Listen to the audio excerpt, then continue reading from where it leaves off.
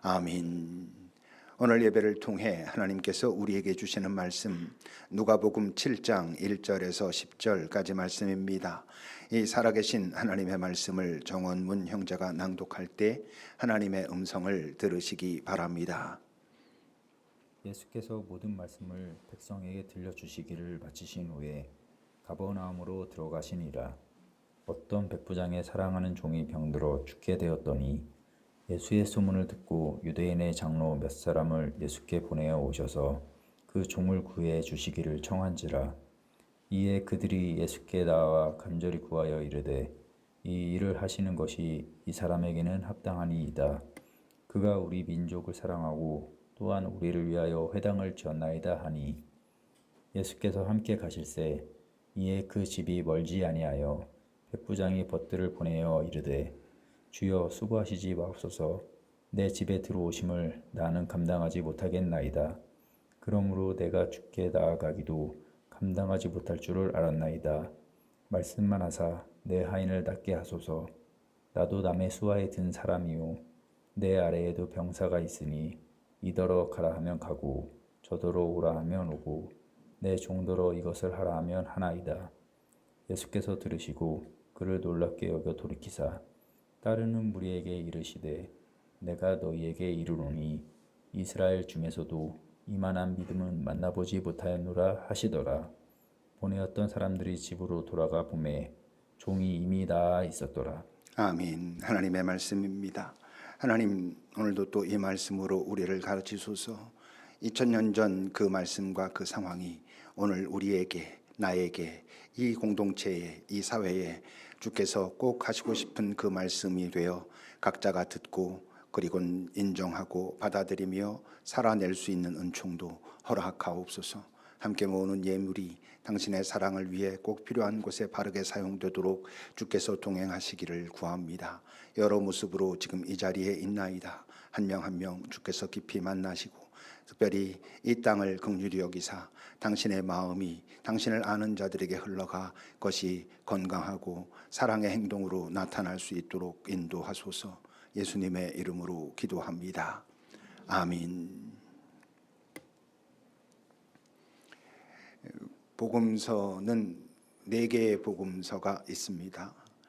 근데 이제 그 중에 이 마태복음과 누가복음은 거의 비슷한 시기에 쓰여졌고 또 그 내용도 많은 부분들을 공유합니다. 복음서 중에 가장 먼저 기록된 책은 마가복음이고 마태복음과 누가복음은 마가복음을 참고로 했다라고 하는 흔적들이 여러 곳에 나와 있습니다.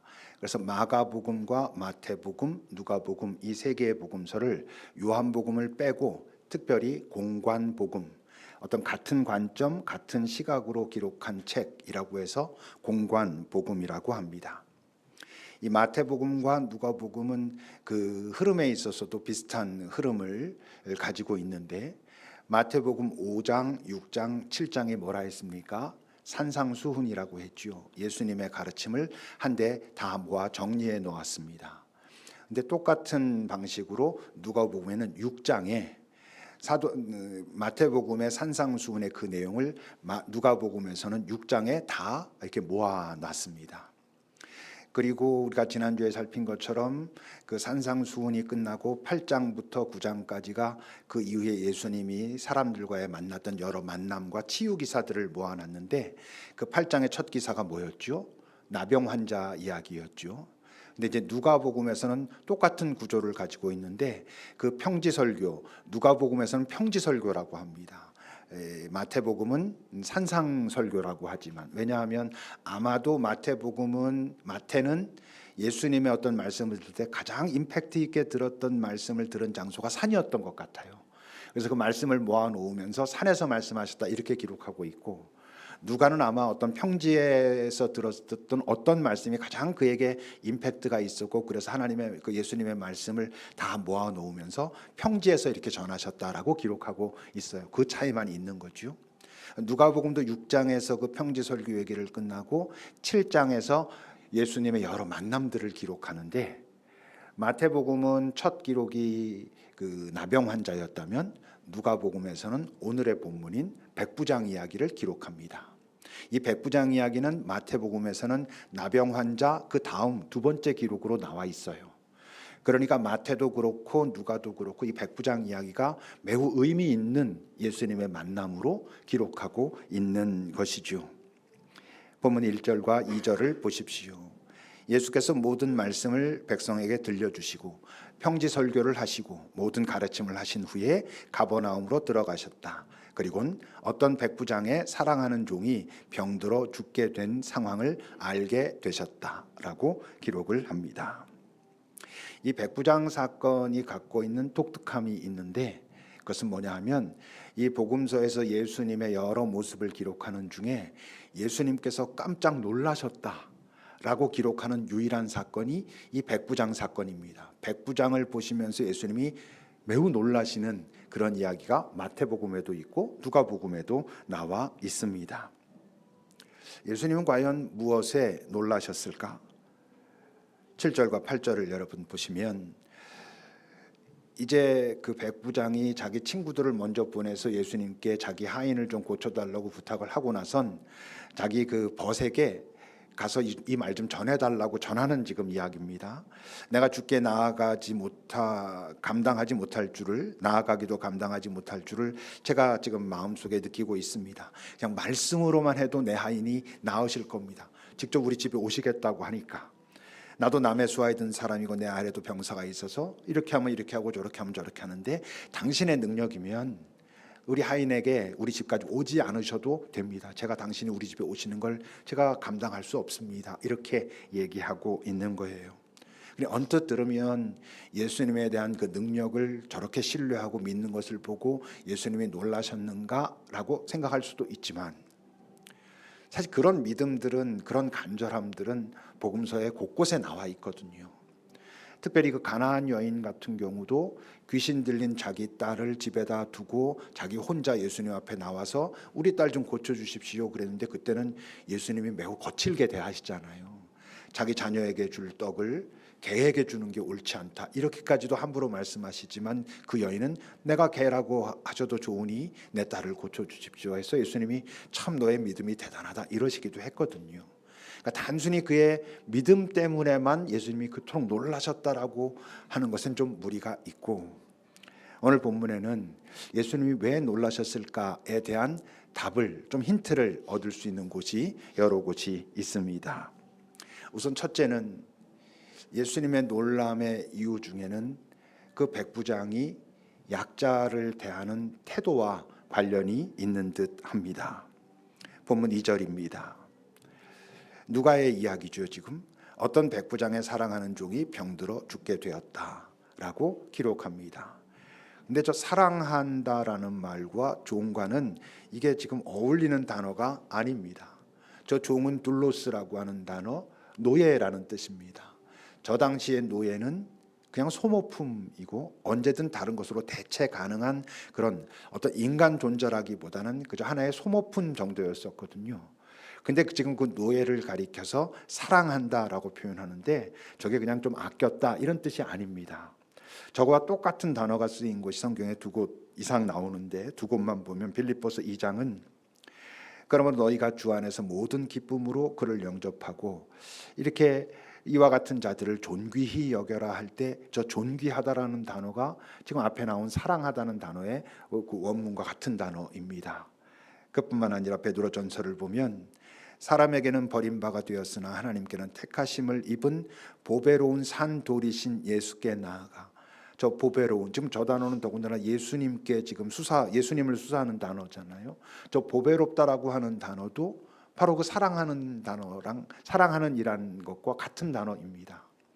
그러니 지금 어떻게 말하고 있냐 하면 누가의 표현이죠. 사실 이 백부장이라는 사람은 어떤 사람이었냐 하면 노예를 존귀로 하고 보배롭게 여겼던 사람이었다 이런 이야기를 하고 있는 거예요. 근데 실제로 이 백부장은 그를 노예라고 부르지도 않습니다. 지금 저 2절의 말씀 그 사랑하는 종이라는 얘기는 누가의 표현이잖아요. 근데 백부장은 그렇게 부르지도 않아요. 7절을 보십시오. 아까 그 얘기입니다. 내가 주께 나아가기도 감당하지 못합니다. 말씀만 하서 내 하인을 낫게 해 주십시오라고 할 때 저 하인이란 단어의 의미는 보살핌이 필요한 아이라는 뜻입니다. 저 하인이라는 단어가 똑같은 저 단어가 어디에 쓰였냐면 예수님을 표현할 때 쓰여 있는데 예수님의 어린 시절 누가복음 2장입니다. 그 유월절 날들을 마치고 돌아갈 때 아이 예수는 예루살렘에 그냥 있었다라고 할 때 저 아이가 바로 지금 이 하인이라고 기록된 파이스라고 하는 헬라어 단어입니다. 보살핌이 필요한 그런 아이를 말하는 거예요. 그러니까 백부장은 지금 자기 노예에게 이 아이에게 이런 보살핌이 필요합니다라고 말하고 있는 거죠. 나아가서 이 병행 구절이 아까 마태복음에도 있다 그랬잖아요. 마태복음과 누가복음의 조금 차이는 누가복음은 이 백부장이 예수님 앞에 나오질 못해요. 근데 마태복음의 저자의 기록은 그 백부장이 예수님께 나온 것으로 기록하고 있어요. 그는 이렇게 말합니다. 8장 6절입니다. 주여 내 하인이 중풍병으로 지금 집에 누워 몹시 괴로워하고 있습니다. 고쳐주십시오 라고 말해요. 여기서도 그래 같이 가자 그런데 아니 우리 집에 안 가셔도 됩니다. 제가 그걸 감당할 수 없습니다. 이렇게 나오죠. 백부장이 그 집에 수많은 노예들이 있었을 텐데 아까도 말한 것처럼 이 시대의 노예는 소모품이고 언제든지 대체 가능한 그런 존재인데 지금 그 아이가 집에서 몹시 괴로워하고 있습니다. 단순히 병든 내 노예가 하나 있습니다라고 말하는 게 아니에요. 그 아이가 병들어서 매우 아파하고 힘들어하고 괴로워하고 있습니다라고 하는 거예요. 그를 안다는 것이죠. 그와 깊은 관계가 있다는 뜻이에요. 우리가 요즘 계속 하고 있는 말로 하면 나와 우리인 아이라는 얘기예요. 우리로 나와 분리된 나는 백부장이고 쟤는 노예니까 나랑 분리된 이런 존재가 아니라 저 아이의 아픔을 내가 압니다. 근데 너무나 많이 아파하고 있으니 가서 저 아이를 저 아픔으로부터 건져 주십시오라고 이야기하는 거예요. 여러분 어떤 사람이 저가 어떤 사람인가를 알 수 있는 여러 가지들이 있겠죠.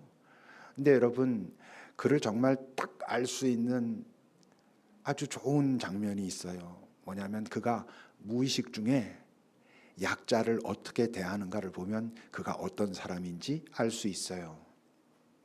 단순하게 예를 들어서 그 식당에서 종업원들을 어떻게 대하는지, 요즘 많이 나오는 그 편의점의 알바생들에게 대하여 어떻게 대하는지, 직장에서 자기 부하 직원을 어떻게 대하는지를 잘 보면 저 사람이 어떤 사람이구나라는 걸 알 수 있어요. 이 땅의 대부분의 사람들이 좋아하는 감정이 우월감이에요.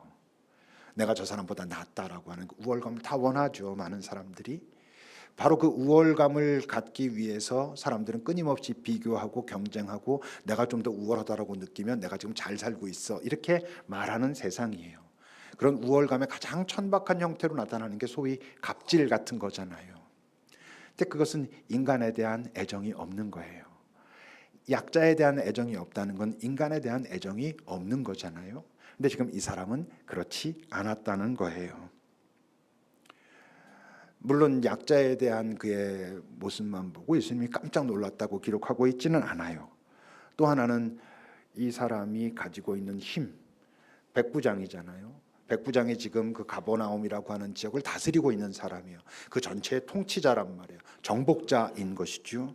근데 그가 그 힘을 사용하는 방식이에요. 5절을 보십시오. 저건 지금 유대 장로들이 백부장의 부탁을 받고는 가가지고 예수님한테 말하는 거예요. 그가 우리 민족을 사랑하고 또한 우리를 위하여 회당을 지어준 사람입니다 라고 말해요. 말한 것처럼 백부장은 로마의 장교예요. 로마의 장교로 정복자로 지금 그 이스라엘 땅에 와 있는 사람이에요. 근데 회당은 뭐예요? 자기가 지배하고 있는 그 피지배자들의 피난처고 위로의 장소고 용기를 얻는 장소예요. 소망을 확인하는 장소예요. 그러면 안 되잖아요. 잘 정복하려면 그들의 길을 꺾고 나야 되고 소망을 없애야 되고 그래야 그들을 잘 지배할 수 있는데 이 백부장은 그들에게 가장 그들에게 소중한 장소인 그들이 위로를 받고 힘을 얻고 용기를 얻고 소망을 놓치지 않을 수 있는 장소인 회당을 지어줬다는 거예요. 다시 말하면 백부장 이 사람은 자기에게 사실 이런 지금 현재 이런 시스템 자체를 바꿀 만한 힘은 없어. 하지만 어땠다는 거예요? 자기가 지금 할 수 있는 일을 한 거예요. 내가 지금 여기에 이 사람들을 지배한다고 내가 정복자로 이 땅에 와 있지만 지금 이곳에서 아파하고 힘들어하고 고통받고 있는 자들을 위해서 내가 할 수 있는 게 뭔가를 고민하는 사람이고, 그 고민이 일어날 수 있는 긍휼이 그 마음에 있는 사람이고, 그 긍휼을 가지고 고민한 후에 떠오른 어떤 생각을 실행한 그런 사람이었던 것이지요. 그뿐만이 아니에요. 이 사람은 거기서 나아가서 자기가 지금 가지고 있는 그 인식, 그런 삶의 태도와 방식을 자기와 가까운 사람들에게 전염시키는 그런 사람이었어요. 3절과 4절을 보십시오. 그 예수의 소문을 듣고 이 백부장이 유대인의 장로 몇 사람을 예수께 보냅니다. 내 종을 좀 구해 주십시오라고 청하지요. 그때 그들이 예수께 나와서 간절히 예수님께 구해요. 이 일을 하는 것이, 이 백부장이 지금 자기 하인 때문에 그렇게 아파하고 슬퍼하는데 와서 일을 해주시는 것이 그것이 맞습니다 라고 말하는 거예요. 그리고 아까 그 회당을 지어준 사람입니다 이런 얘기를 하면서, 저 간절히 구했다는 건 뭐예요? 이 지금 백부장의 보냄을 받은 유대 장로들이 백부장이 힘 있는 권력자가 보내니까 할 수 없이 가가지고 하고 있다는 것이 아니라는 거예요. 마음의 진심으로 백부장의 지금 마음을 알고 그의 청함을 받고 가서 그대로 잘 전하고 있는 거예요. 그뿐만이 아니에요. 6절도 보십시오. 예수께서 이제 그 말을 듣고 같이 가고 있는데 얼마 지나지 않아 이번에는 백부장이 자기의 친구들을 보내요. 수고하지 마십시오. 내 집에 들어오심을 제가 감당하지 못하겠습니다 라고 아까 말했던 그 말을, 그 마음을 다시 전해요. 좀 이상하잖아요. 뭐가? 정말 그까지 노예 하나를 구하겠다고 모든 고급 인력들이 다 동원되고 있는 거예요. 백부장이 아마 그 유대 땅에 와서 사귀었을 유대의 장로들, 그들도 고위층이니까 어쨌건 그 사회에서 그들이 동원되고 있고, 백부장의 벗들이라면 적어도 로마에서 상류층일 거란 말이에요. 그들을 지금 보내가지고 노예 하나를 구해달라고 그러고 있어요. 무슨 뜻이게요? 지금 이 유대 장로들도 그리고 그 로마의 그 백부장의 벗들도 백부장의 그 마음을 받아들이고 있어요. 물론 지금 이들이 가서 예수님께 부탁하는 건 딱 그 노예 때문은 아직 아닐지도 몰라요. 누구 때문일 가능성이 더 있어? 백부장 때문에 그럴 가능성이 많죠. 왜? 이 사람이 너무 아파하니까, 너무 힘들어하니까, 이 사람이 어떤 사람인지 아니까, 너 그렇게 힘들어? 우리가 가서 도와줄게. 뭐 이러고 있는 것일 가능성이 많아요. 적어도 지금은. 근데 이 장면은 또 뭘 의미해요? 이 백부장이라고 하는 사람이 또 자기 친구들을 어떻게 대했는가 하는 것을 보여줘요. 얼마나 진심으로 대했는지, 얼마나 자기의 마음을 잘 설명하고 표현했는지, 꼭 이런 노예 문제 때문만이 아니라 그런 모든 삶의 영역에서 자기의 친구들과 있는 그대로 진솔하게, 진심되게, 교만하지 않게, 함부로가 아니게 했기 때문에 지금 이 모든 친구들이 노예를 구하기 위해서라기보다는 아직은 그 백부장의 마음이 조금 위로받게, 조금 마음이 풀릴 수 있도록 돕기 위해서 그야말로 발벗고 나서고 있는 거예요.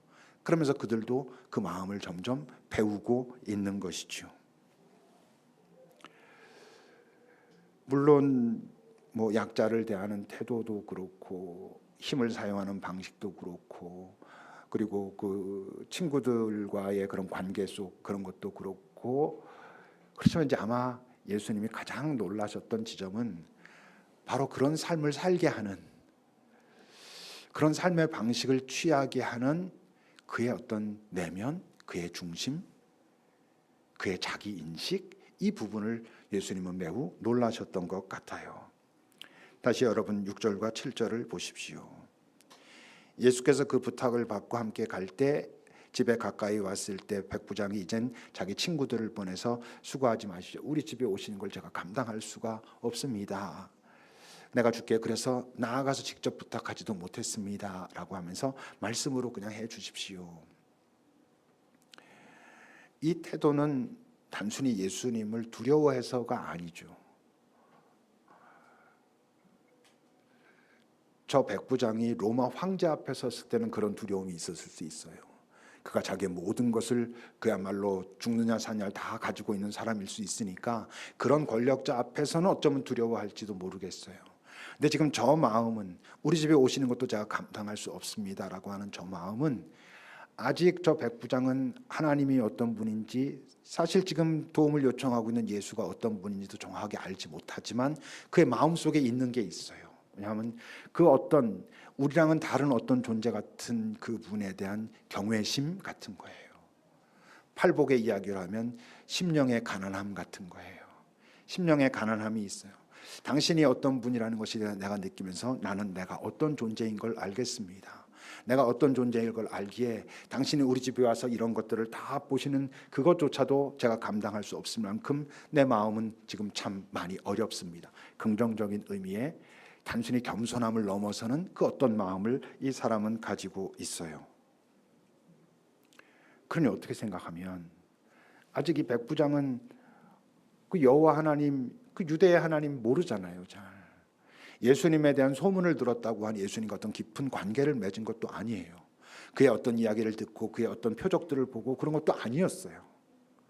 그런데 이 사람은 이미 하나님 나라를 살고 있는 거예요. 하나님 백성다운 삶을 지금 이미 살고 있는 거예요. 그러니 예수님이 그런 모습을 보면 놀라시는 거죠. 이 사람은 나의 어떤 가르침을 들은 것도 아니고 나와 함께 지낸 것도 아니고 나의 어떤 것을 본 것도 아닌데 이 사람이 바로 이미 팔복의 존재가 아닌가 이러시는 거죠.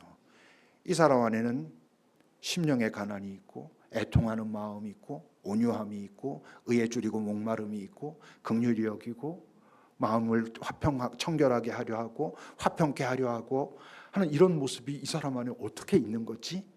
라고 하니 예수님이 놀라시는 거예요. 그냥 그들의 어떤 간절함을 보시고 그의 부탁을 들으시는 게 아니에요. 그에게 나타나 있는 그 삶에 나타나 있는 그 존재 안에 들어있는 그의 어떤 내면을 보고 놀라시는 거예요. 어떻게 이런 존재일 수가 있지? 라고 하시면서 말이에요. 그러니 단순히 예수님이 놀란 건 예수님 자신에 대한 어떤 믿음, 아까도 말한 것지만 사실 예수님 자신에 대한 믿음은 아직 없어요. 잘 모르니까. 또 그의 능력에 대한 어떤 믿음은 그거 비슷한 것 많죠. 그 비슷한 사람들. 사실 능력에 대한 믿음이라기보다는 간절함이잖아요. 자기 그 아픔이 너무 크고 어려움이 너무 크니까 도와주십시오. 그야말로 지푸라기라도 잡는 심정으로 붙드는 거잖아요. 이 사람은 그걸 넘어서고 있는 거예요. 뭐? 그의 삶에 녹아있는 영혼. 그것으로부터 시작된 시각. 사람을, 상황을 바라보는 그의 모습들, 그리고 그것에 준하는 선택들, 그걸 보면서 예수님이 놀라시는 거죠. 그런데 9절은 이렇게 말해요. 예수께서 그 모든 것을 보시고 이 사람을 보며 놀라셔요. 그리고는 사람들에게 말해요. 내가 이스라엘 중에서도 이만한 믿음은 만나보지 못했다. 무슨 뜻이에요? 하나님을 안다고 하는 자들의 속에서도 이 사람처럼 그 영혼이 실체가 돼 있고 그 영혼을 살아가고 영혼을 바라보고 영혼을 선택하는 사람은 내가 보지 못했는데 어떻게 이 사람은 이러지? 라고 놀라셨다는 거예요. 그걸 다른 말로 표현하면, 다른 단어로 표현하면 뭐예요? 내가 이 사람에게서 정말 하나님이 처음 창조하실 때 기대하고 창조하셨던 진짜 인간다움을 내가 이 사람에서 본다. 다른 말로 하면 이 사람은 인간 예수 나를 정말 많이 닮은 사람이야. 내가 만난 적도 없고 내가 가르친 적도 없고 나와 뭘 함께 한 적도 없는데 어떻게 이 사람에겐 이렇게 진짜 인간다움이 이 사람 안에 있는 거지? 라고 놀라시는 거예요. 그래서 어떻게 됩니까? 10절입니다. 이제 보냈던 사람들이 집으로 돌아갔을 때 이미 종이 나아 있었어요. 근데 우리가 인간 예수를 보면서 저 기적은 다 없앤다 그랬잖아요. 만약 우리 예수님에게 저런 기적의 능력을 당신이 사용하지 않기로 작정하셨다면, 그랬으면 예수님은 어떠셨을 것 같아요? 그 백부장이 우리 집에 오심을 감당하지 못하겠습니다라고 하더라도 저는 예수님은 그 집에 가셨을 것 같아요. 가서 먼저 누굴 만났을까? 그 백부장을 만났겠죠. 그리고는 말했을 겁니다. 이미 당신은 당신이 할 수 있는 충분한 것을 최선을 다했습니다. 사실 지금 이 백부장이 예수라고 하는 사람의 소식을 듣고 그에게 자기 친구들을 보내서 이렇게 좀 해주십시오라고 이렇게 간절하게 움직였다는 건 그 이전에 그 사회에서 그 시대에 할 수 있는 모든 것을 다 했다는 거잖아요. 그 시대의 의술이든 그 시대의 어떤 다른 사람들이 하는 어떤 방법이든 모든 것을 다 해봤을 거잖아요. 다 해보고도 안 돼서 많이 아파하고 실망하고 있던 차에 그 사람을 그 아이를 보면서도 속상해하던 차에 예수가 저기 가버나움에 왔다 그러니까 빨리 사람들 이렇게 한 거잖아요. 아마 그랬을 거예요. 당신은 정말 당신이 할 수 있는 모든 것을 다 했고 저 아이도 그것을 알 겁니다. 그리고 무엇보다 지금 이미 당신이 지금 경험하고 있는 영원, 당신은 그것이 아직 무엇인지 잘 알지 못하지만 당신이 지금 마음속에서 경험하고 있고 이 땅에서 그 삶을 시도하고 있는 그 영혼은 그냥 있는 허상이 아니라 실체입니다. 내가 그 나라를 보이러 왔고 그 나라를 알려주러 왔고 그러므로 그 아이가 지금 이 땅을 떠난다 할지라도 그것이 이 아이의 삶의 끝은 절대 아니라는 것을 믿으셔도 됩니다. 라고 저는 그 백부장에게 잘 격려하고 위로하면서 말했을 것 같아요. 아이에게도 예수님께서 가서 하셨을까? 이거야 상상이지만 어차피 백부장에게 가서 그 아이에게 잘 말하십시오. 백부장은 그 안에 이미 인간다움, 예수 닮음이 예수를 만나지도 못했지만 있었던 사람이고 그 사람이 진짜 인간다운 존재를 만나게 되면 이 사람은 확 깨달음이 있는 거예요.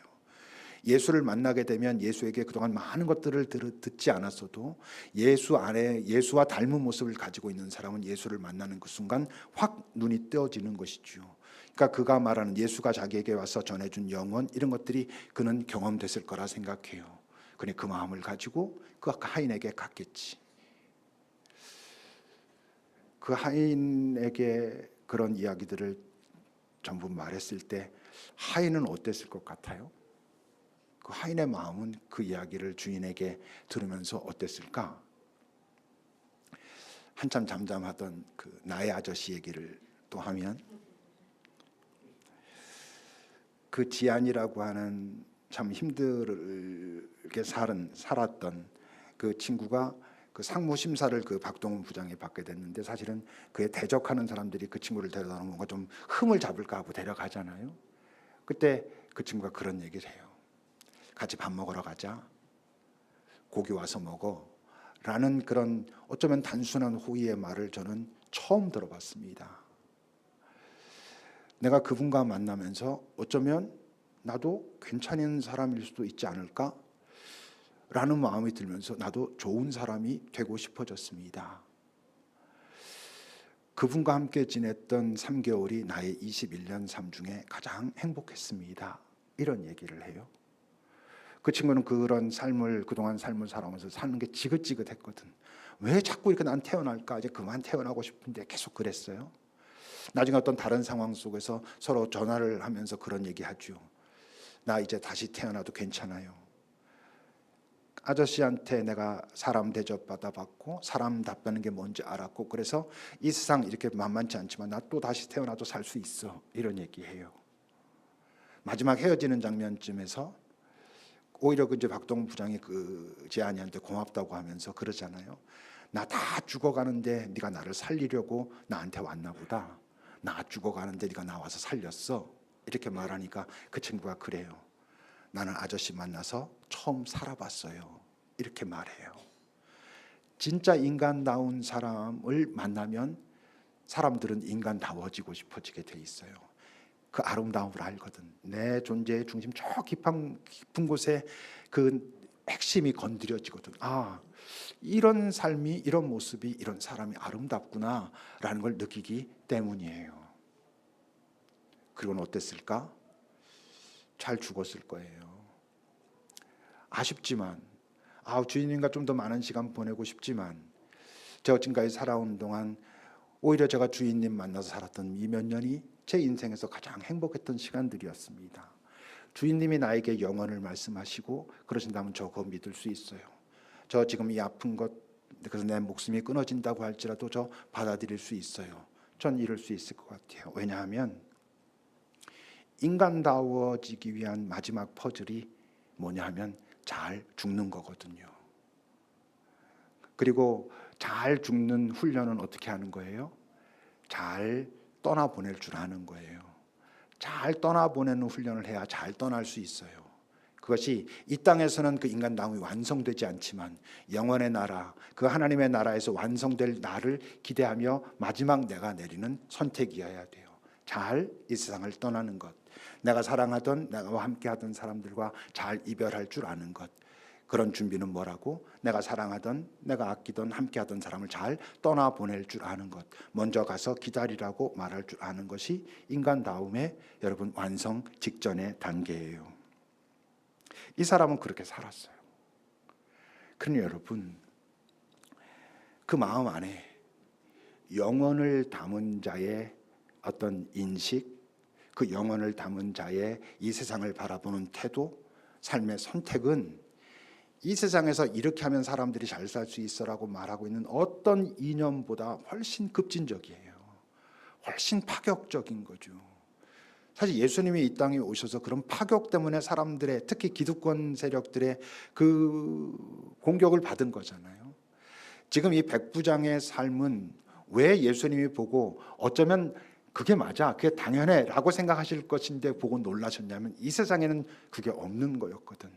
백부장의 삶은 백부장이 볼 땐 그것이 가장 내가 잘 사는 거야 라고 생각하고 있지만 이 세상의 시각에서 볼 땐 너무 급진적이고 파격적이고 이 세상의 질서를 망가뜨리는 거라고 생각할 수 있는 거잖아요. 근데 그가 예수님을 놀라게 했어요. 여러분들은 어떠신지요?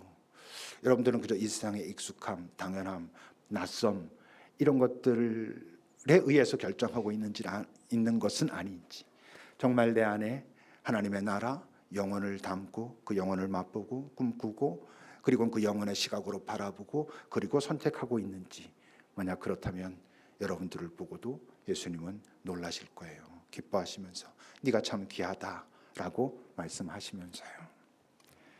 잠시 주 앞에 우리 머물러 봅시다.